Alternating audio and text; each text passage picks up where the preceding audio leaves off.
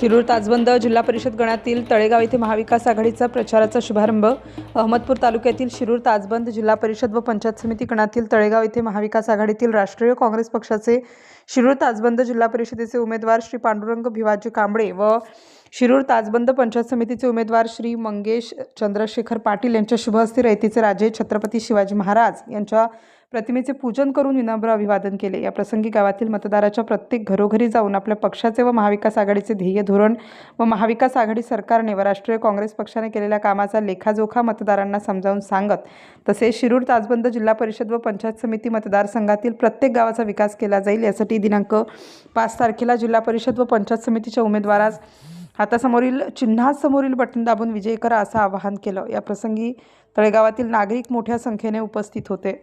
विशेष प्रतिनिधी दिलीप मोरे, अहमदपूर।